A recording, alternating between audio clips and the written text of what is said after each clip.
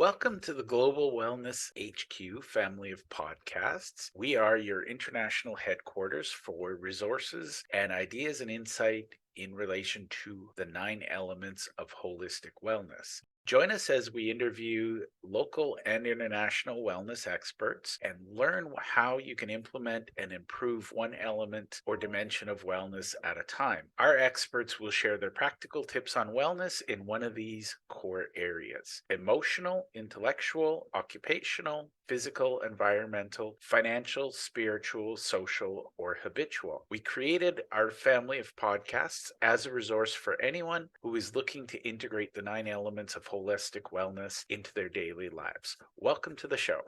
The Global Wellness HQ family of podcasts is proudly sponsored by the Global Wellness HQ community. It's an online membership group where we meet, we share ideas, we share insights, and we all work together and help one another discover our own personal wellness journeys. If you'd like to join us, you can easily click the link below or scan the QR code, and we love hearing your stories. So we hope to see you in the community. Hi, everyone. Welcome back. Today, I am really excited. I have Audrey McKinley with me. Audrey, would you start by introducing yourself and just tell us a little bit about who you are, who you work with, and what you do for your clients? Thank you, Jeff. My name's Audrey McKinley. I'm a business owner. My company's called Auto Network Consulting. I've been in the automotive space for just shy of 30 years, not that long. And I specialize in sales and finance, people that struggle with excelling and keeping their statistics up, their stat numbers in finance and sales. Well, I help create confidence and I help them overcome objections and become the best at their trade in the automotive space and in the marketplace. And I'm also a author, speaker, and coach. I love it. Well, we'll talk probably a lot about the auto space, but very first thing I'd like to talk about is your book. So tell us how you came up, first of all, with the title, and then what readers can expect to learn from the book. Oh, Jeff, you went straight to the core. My title? Come on, that's everything. um, the book Pathway to the Land of Milk and Honey just came out on in Amazon on November 22nd, 2022, 2 days before Thanksgiving last week. And I'm so excited to have brought this book to the marketplace. I thought of the title when I was struggling in business 7 years ago. And I was really wanting to walk in my purpose. And I was struggling, I am, a little older, 52. And so 7 years ago at 45, I was at that crossroads in my life where I was trying to decide, what am I going to do next? Do I go work for someone else? Or do I make a decision to take a leap of faith on myself? And that was where my journey began. And as it began to unfold, I started walking into that land of milk and honey. And so this book came to my mind, and it took me about a year and a half to write it. And it's a very exciting journey, Pathway to the Land of Milk and Honey. Excellent. Well, I'm glad and thrilled. I can't wait to download it and give it a read here. So, for anybody who's listening, it is available on Kindle, and I assume there's a paperback edition. Right now, Amazon's just telling me Kindle is. On Amazon, yeah, just go to Amazon.com. If you type in the search Pathway to the Land of Milk and Honey or Pathway to the Land, and you put Audrey McKinley in there, McKinley, you should find it. It's in yellow and black, and there's a bee on the cover. Excellent, excellent. Well, we'll talk more about the book as well as your journey. I'm guessing you've learned a lot since you've written the book. What are you passionate about in life in general? Because people, my guests, they want to care about the guest before they care about what you talk about. But what are you passionate about in life? Oh, wow. So my passion, I'm passionate about singing. Ooh. I'm passionate. Yeah, did you know that? I sing. I actually lead worship at a church. at a Spanish church. And I became passionate about that many years ago when I started serving my community. I'm passionate about my faith. I'm passionate about my family and serving the community. And I found that through music was my best gift back to serving my community, and giving back is a big part of my life. And sometimes when you're just giving back to others with love and compassion and understanding and helping people feel heard and understood, that is what I'm passionate about, helping others. I love it. I love it. And I feel like that's going to come up in our conversation here. Now, before we started recording, you were talking about a book. I'm going to guess maybe this is going to tie in, but what's the best business advice you have ever personally received, and how did that impact you? I know it's like picking your favorite child or your favorite song, but what's one piece of advice that's had a big impact on you? Well, I have had mentors in my life, at an older stage of my life. When I was younger, I had mentors as well, but I didn't really identify them as mentors. They were my managers, right? But this one mentor, as I was going on my journey from leaving corporate America and starting my own company, he sent me a book. And the book is called "Is It Worth Dying For?" How to make stress work for me, not against me. Because I'm a type A personality, and I love to, as a visionary, I love building and creating and making things happen, and that can make your blood boil. You know what I'm saying? Very So easily, I yes. learned, yeah. So I learned that I had to take things in steps. Another man told me, "How do you eat an elephant?" And he told and his answer was one bite at a time. So I applied those things in my career, in selling cars and building organizations, in teaching people to become the best version of themselves. I had to apply what I'm doing to my own life. Is it worth dying for? So for me in my business, I had to step into an arena that I would do it even if it was for free. I had to be passionate about it. I have to love what I'm doing. If not, get out of the business. It is not worth dying for.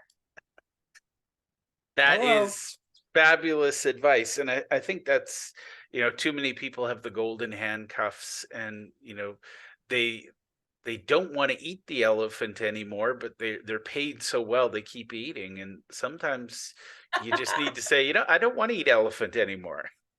Pass the cucumbers or carrots or Hey, sometimes having an elephant is not worth it.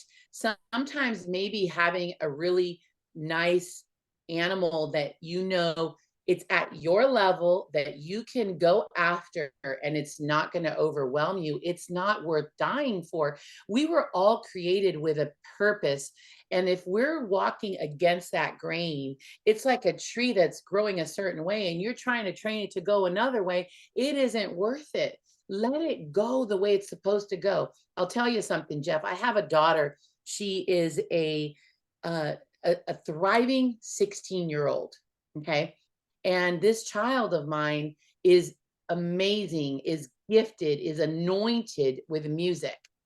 If I were to put her in a box and say, "That's not who you are, you need to be a lawyer. That's what you were created to be," and really push her to be something she's not, I would not be serving her purpose. And I think that's what I'm passionate about, is helping people walk into their purpose, finding their true land of milk and honey. And when they do, they become the best version of who they were created to be.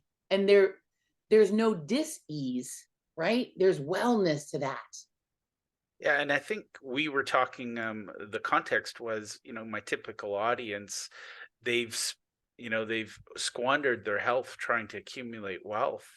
And now they're at that age in life where they're saying, is this everything? Is this worth it? And I think, is this worth dying for? Is probably the $1 million question at this point. Is it worth dying for? I think some things are worth dying for. If you take my 103-year-old grandfather who still sits at the computer typing his life story, he's living a legacy. He's remembering what he worked hard for, and he's able to be everyone's going to have an account for their life one day. Was it worth dying for?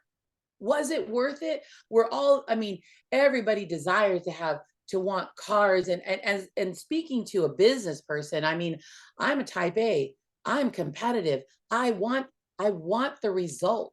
The money comes when you are doing what you were created for. It's that easy. So the dis-ease is levels down. The joy in what we do levels up if you are doing what you were called to do. Would you agree?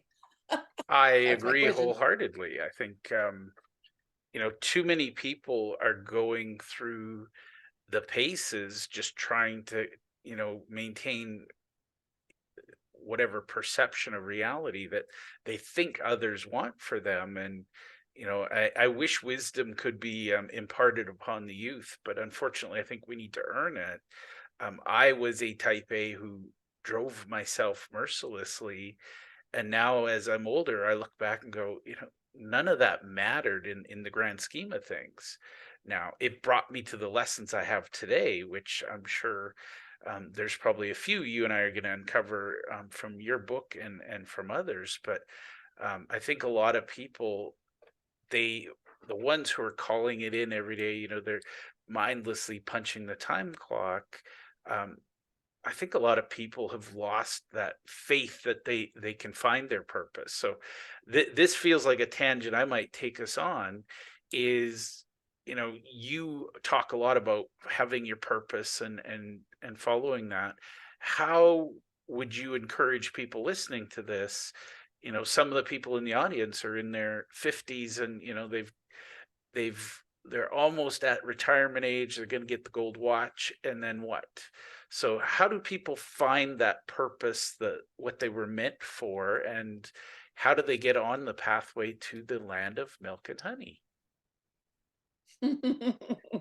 I laugh because you put it so beautiful. My God. I mean, and I can totally relate with this audience where I'm 52 right now. I'll actually be 53 this month.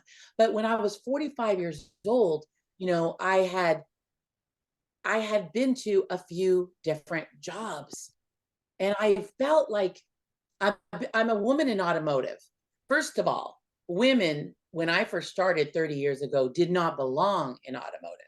The only jobs we had were receptionists or business office people, right? Yeah. And so for me to step into that industry, a woman who didn't feel like she belonged, and then trying to be the person that I was created to be, it was a struggle. It was an identity struggle, you know. And I don't know, for those listening, I'm a first generation Latina.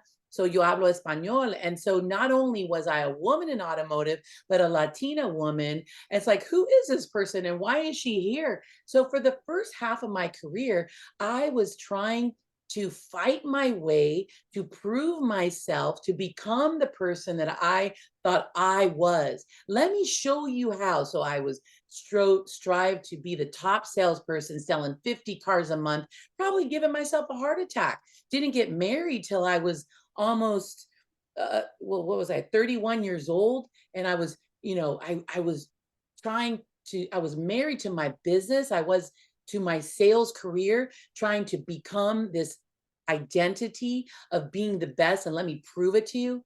Till finally at 45, when I had already overcame, I was top person in corporate America, number 3 in the country in sales for General Motors. And just, it was like I was at the pinnacle of my my what was the word? I'm tied for words. I was at the pinnacle of my career, and Yeah. I was that person. But yet I found myself unhappy, tired, and alone. And I didn't feel like I actually identified with who I really was striving or wanted to be. So I had to let go. Let me tell you my first step. I had to be still. I had to spend some time in the Bible. It says in Psalms 46:10, 46:10, it says, be still and know, be still and know. And it took me a while. It took me about almost 2 years of having to be still. And sometimes that stillness was where everything seemed chaotic. I had to just stay grounded and say, wait, just wait. Because sometimes we push ourselves and we, in the noise, in the hustle and bustle and the frustrations of work, we're just making decisions too fast. And those decisions cost us 5 more years. That next job costs us another 5 years. And that next, person that says no to you, and you're like, I'm going to show him and I'm going to do this, it costs you another 3 years. And before you know it, you're getting old. So be still. I And let me that's tell you, that stillness. Go ahead, Jeff. Come I was gonna on. say that Are you that's a ready? amazing advice because that's I did that with when the world slowed down for COVID. It was like, let's take a breath for a minute. And it's funny how, as you said, I'm laughing here because you're talking about, oh, there's another 3 years, there's another five. Um, I went into accounting as a young person because I'm an introvert, and I thought, well, this way I won't have to deal with people. I hate accounting.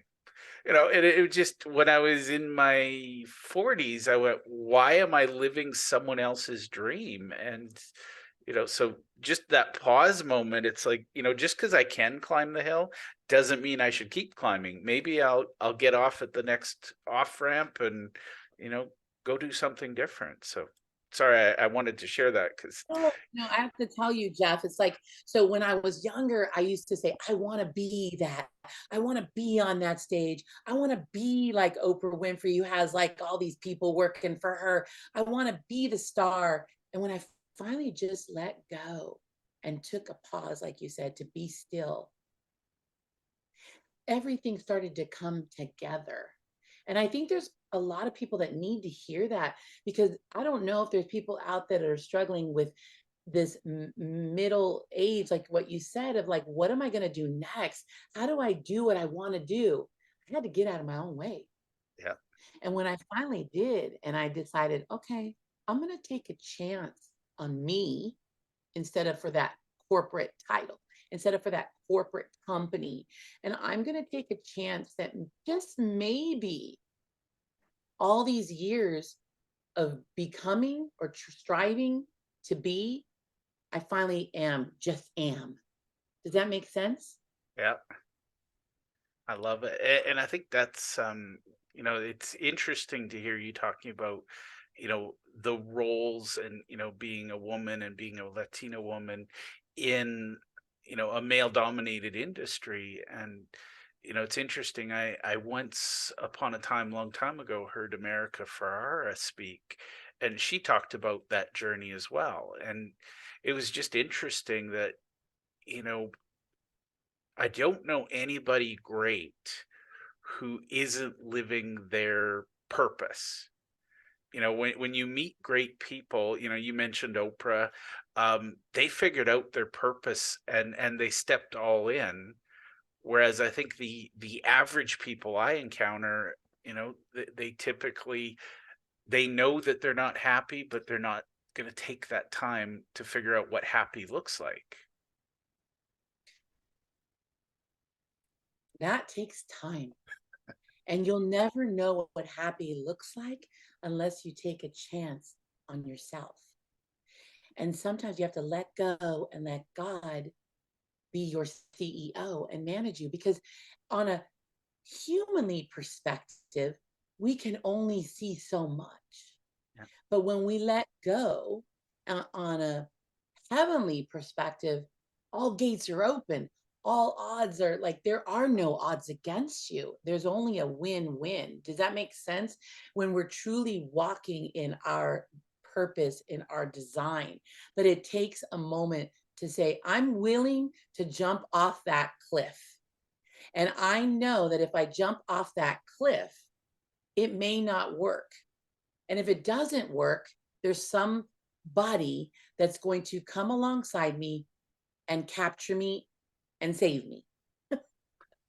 right? It literally sounds like you're describing a leap of faith. I think that's where my brain is going. It is a huge leap of faith. I had to close my door here. Okay. It is a huge leap of faith. And that's what most people are in their way and don't allow the faith to activate. It's that activation of faith. Because when we look in the Bible, again, I refer to it because it's the greatest book that was ever written, where you see people's faith activated. The only way, the story of the Red Sea parting was them putting their foot in the water so that the waters could part. It had to activate. Faith is only activated when we take the step forward to activate it. If not, it's just a dream. I love that. And I think, for what it's worth, I'm going to share. My audience knows that there's some personal growth here because once upon a time, like last week, you said step one. My brain is OCD. I want to hear what step two is. But the reality is, without step one, step two doesn't matter. Is that fair? Wow. It is fair because step one, be still, right? Yep. Step two, you can't hear the person speaking to you, whoever that is, if it's on a physical connection, on a physical realm, or on a spiritual realm. If you're not still, I like to lean in, whisper.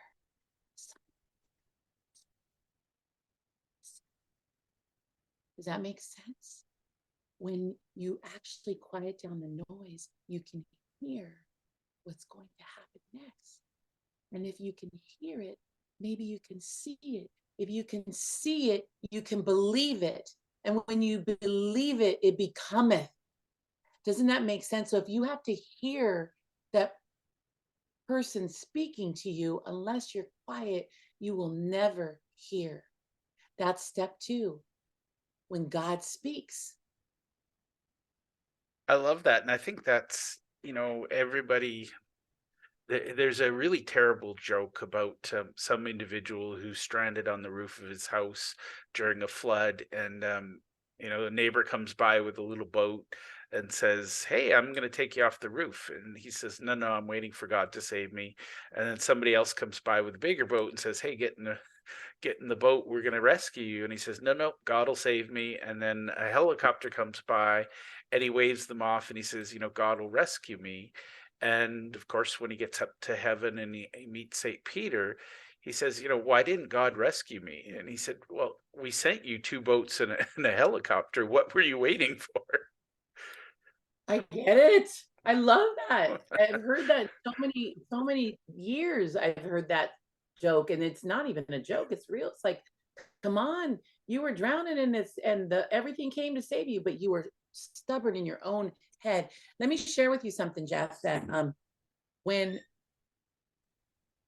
when I was in the middle of not feeling like I was doing what I was created to do. I was, let me take you back. I was 45 years old and I had been doing study after study, and I knew that it was not the right time to make that jump, that leap of faith. My mom said to me, "Well, you're going to need to have some type of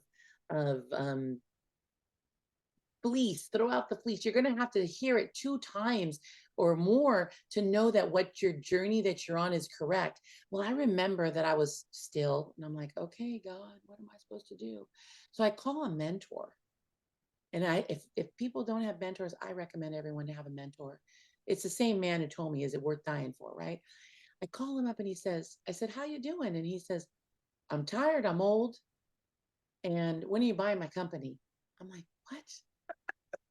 Let me tell you, if I was in this ego driven, self satisfying, non listening mode, I would have not heard the call. He said to me, "I'm tired, I'm old. When are you buying my company?" Let me tell you, that was the change of my whole life after that. I said, what do you mean? He says, "It's you. Don't you know that? It's always been you." Had I been too noisy and not listening, I would have missed the opportunity. I love that, and I think that's the the secret is those opportunities. They don't always knock more than once, usually not. And usually it's the quiet whisper from the corner, not the loud shout from, in front of you. Yeah, totally. Now, And a lot of times people don't even see it coming. yeah, and I have this realization that, we're arrogant enough to think that if there is some master plan, we can figure it out. And it's like, no, no, no, you gotta you gotta be still. I can tell by look on your face you agree with me that we're not that smart. No, God says like he's not saying it in audible voice, but it's like, come on, we need to swallow our pride a little bit and get out of his way.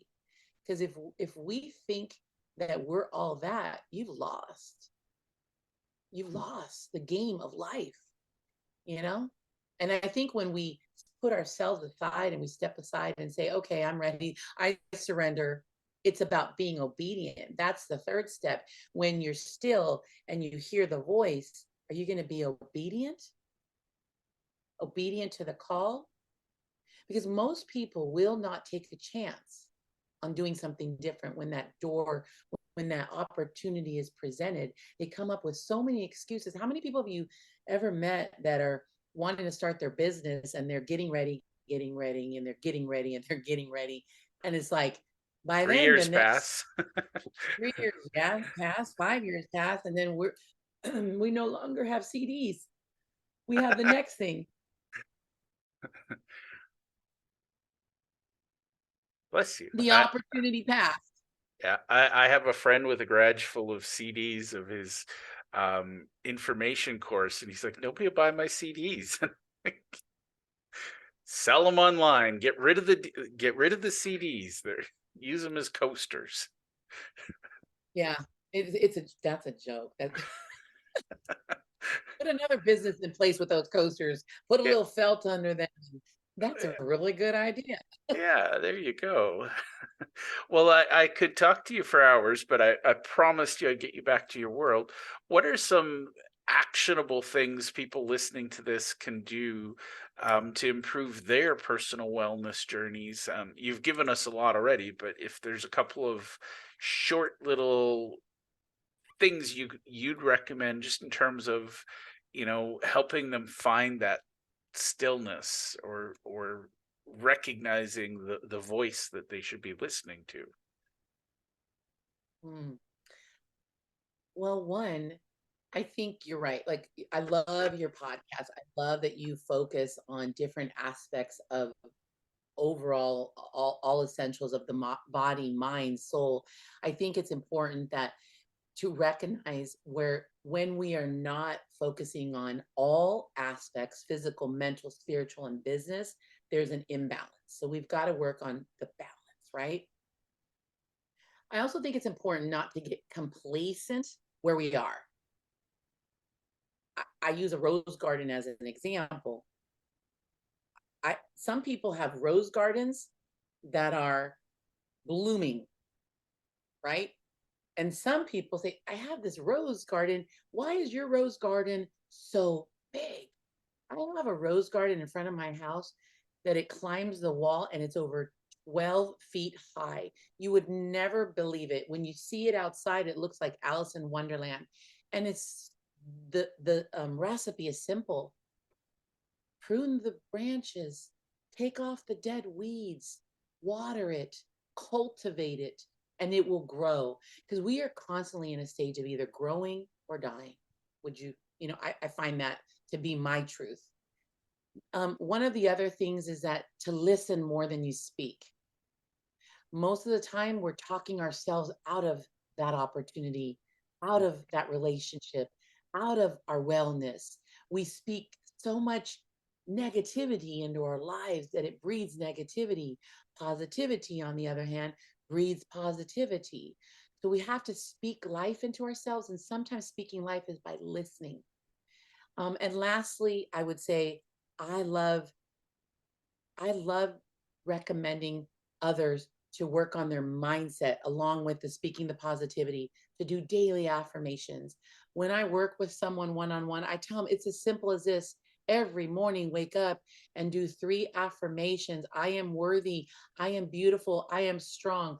3 I ams, 3 I wills. I will drink more water. I will walk to the mailbox and back. I will, when you declare what you will do and you do it, your mind begins to believe you. And finally, you say, I am grateful for.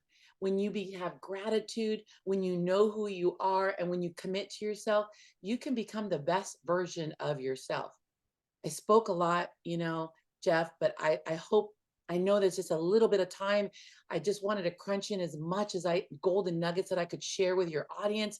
If they want to connect with me later, they can. But I just believe that you can achieve it. It's just our mindset has to change. I love that. And I think honestly, you did drop a lot of golden nuggets throughout. The most important one that sticks with me is that mindset shift, because without the mindset, step one is not going to happen unless you decide that it will. Taking that first step is huge.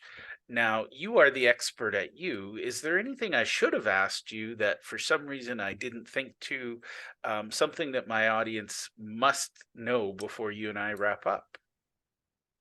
People must know that my book's on Amazon right now. For we're right now it is live on Amazon. You can download it for 99 cents. That doesn't last long. There's like another week left on that. I'm not sure if you're hearing this later, you can buy the ebook or buy the book, but right now it's 99 cents. And I think that anyone who reads this book who wants to step out of their fear. Fear is what holds us back. Fear is what quenches our mindset. Fear is what keeps us in dis-ease versus wellness. If you want to step out of your fear and step into faith and change your life, read this book. I know that you will identify with it. It's a game changer. And so I would say get a hold of that book or get a hold of me.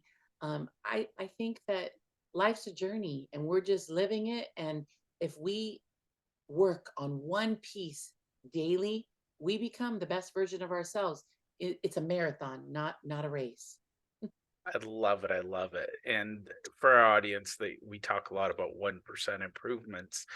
My last question for you, Audrey, is where can people go to find out more, follow you? What social media platforms are you on? Yeah, so I'm on LinkedIn, Audrey.McKinley. I'm on Instagram. You get to know a little bit about who I am behind the scenes on Instagram. I have my website, audreymckinley.com. If you're in automotive, you can go to autonetworkconsulting.com. And you'll find me in the hallways of Clubhouse, often speaking and sharing and lifting people up and helping them walk in their pathway to the land of milk and honey. Awesome. Well, Audrey, I just want to take a minute and thank you very much for being on the show. I know my listeners got a lot of great insights and wisdom in there. So thank you for joining us today. You're so welcome. Thank you for having me, Jeff. It was a pleasure.